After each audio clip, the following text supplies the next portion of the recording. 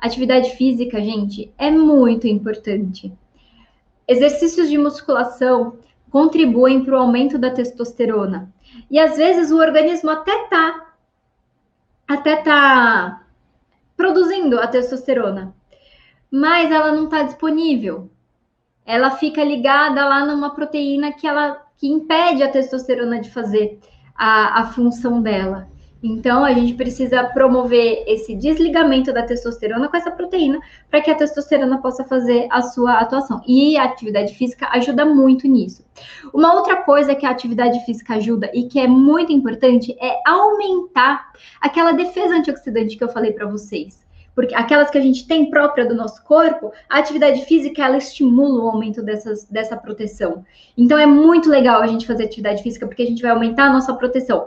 Mas, Vanessa, eu vou fazer atividade física, eu vou aumentar aqueles compostos que enferrujam o meu organismo.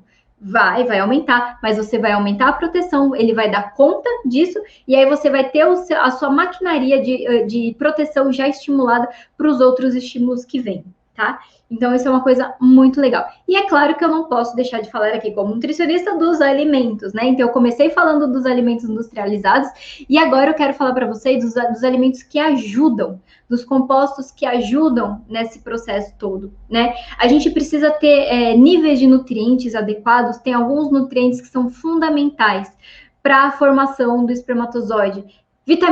As vitaminas do complexo B são muito importantes, vitamina B12 super importante, a gente pega futuros papais aqui com a vitamina B12 lá embaixo, precisa suplementar, por quê?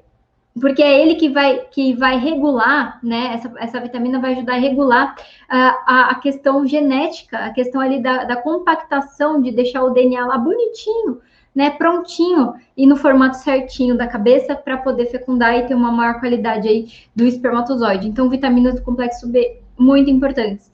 Outra coisa, ferro, selênio. Gente, o selênio, ele é um nutriente, porque ele tem funções no nosso organismo importantes, né? Mas também ele regula o nosso sistema de proteção antioxidante. Então, ele é capaz de aumentar a produção, a atividade, né, dessa nossa proteção e evitar que o enferrujamento aconteça. Então, vai ali o ataque, já vai a defesa. Vai ali o ataque, já vai a defesa. Então, quanto mais defesa a gente tiver, mais a gente vai conseguir se proteger desses ataques, certo? Então, o selênio também é muito legal, é muito importante. E a fonte de selênio conhecida no mundo está aqui no nosso país, está aqui no Brasil, é a castanha do Pará, que é tão reconhecido, a importância desse alimento, né, é tão reconhecido que agora ela é chamada de castanha do Brasil, porque ela é considerada, né, ela é conhecida internacionalmente como o alimento mais rico em selênio. Então beleza. Então agora eu vou caprichar no consumo de castanha do Pará. Vou comer, porque eu vou bombar minhas defesas. Não, lembra que eu falei para vocês que tudo tem o tempo certo, na hora certa, na quantidade certa? O selênio em excesso, ele causa toxicidade, ele é tóxico para o nosso organismo. Em condições muito elevadas, pode até levar à morte. Então, não se intoxiquem de selênio, não se intoxiquem por castanha do Pará ou castanha do Brasil, tá?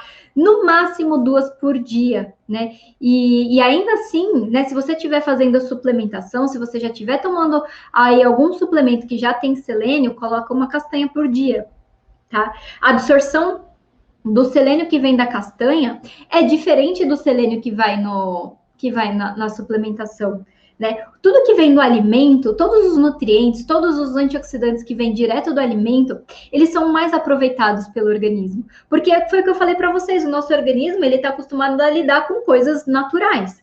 Então, esses compostos, eles são digeridos, eles são absorvidos de uma forma muito mais fácil, adequada e natural do que quando a gente faz a suplementação. Mas a suplementação é importante para dar aquela acelerada no processo, né? Então, a gente também faz a suplementação. E é importante ter esse equilíbrio. Por isso que é fundamental vocês terem o acompanhamento de um profissional capacitado para fazer a suplementação, para fazer a adequação do que você está consumindo com o que você precisa para para suplementar, para ter o efeito adequado, porque excesso de nutrientes também é prejudicial à saúde, é prejudicial à fertilidade. Combinado? Certo. Então, a questão dos nutrientes é super importante. E aí, agora, eu vou falar um pouquinho para vocês dos antioxidantes, dos outros compostos que a gente chama de compostos bioativos. Por quê? Porque eles têm uma ação no nosso corpo biológico, bioativos, né? Tem uma ação ativa no no corpo. Mas eles não são nutrientes. Eles não são considerados nutrientes porque eles não são fundamentais para o nosso organismo. Se tiver ou não tiver, não vai fazer diferença, né? Falando aí, a grosso modo, falando do que é essencial. Eles não são essenciais. Mas eles têm uma capacidade tão incrível de proteger o nosso organismo que a gente super recomenda que esses compostos estejam presentes na alimentação de vocês no dia a dia, tá? Homens e mulheres, papais, futuros papais, futuras mamães, prestem atenção. Alimentação colorida não é clichê de nutricionista, tá? É um fato. Porque esses compostos que dão as cores nos alimentos, eles têm propriedades antioxidantes. Como é que eles fazem isso, Vanessa? É claro que cada um tem a sua particularidade, mas eu vou falar de uma forma geral, tá? De uma forma geral, esses antioxidantes, né, esses compostos, eles têm a propriedade antioxidante por duas vias. Primeira via, ele pode ir lá naquele composto, por exemplo, naquele metal pesado, tipo o cádmio, né? Aquele metal que tá lá sobrando, que não devia estar lá. Esse composto é capaz de se juntar com o metal e promover a eliminação dele. Sabe? Lembra que ele estava acumulado ali porque o organismo não consegue tirar? Então ele vai lá, dá a mãozinha aí, ó, vai embora. Show! Show metal pesado. Então ele atua numa forma direta. Ele também atua numa forma direta nesses compostos que enferrujam o nosso organismo. Então tá aquele lá, tá aquele composto que enferruja. Então, vou atingir o seu espermatozoide, E aí ele fala, vai nada, vem aqui que eu vou te levar para outro lugar. E vai e leva isso embora, tá? E uma outra forma que os antioxidantes também trabalham, né, esses compostos, aumentando justamente a produção e a atividade daquelas enzimas, daquela nossa proteção natural. Então, aumenta a produção dessas enzimas, dessas proteínas, dessa nossa defesa, né? E aí acaba protegendo mais o espermatozoide, acaba protegendo as células, por exemplo, as células que produzem a testosterona, porque elas também são alvo desses contaminantes, dessas coisas todas, então acaba protegendo. E aí, se eu tenho uma proteção, minha testosterona está garantida, minha testosterona garantida, tenho espermatozoides legais, né? Primeiro que eu tenho espermatozoides, depois eu tenho espermatozoides legais, porque lá no epidídimo ele vai ser maturado, né, por regulação da testosterona também. E aí, eu tenho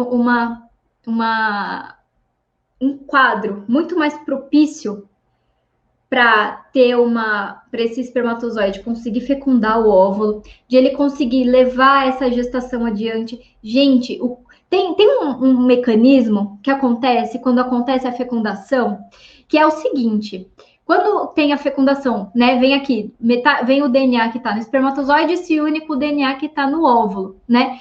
E aí, durante a formação do embrião, tem alguns genes que é só o pai que manda, e tem alguns genes que é só a mãe que manda.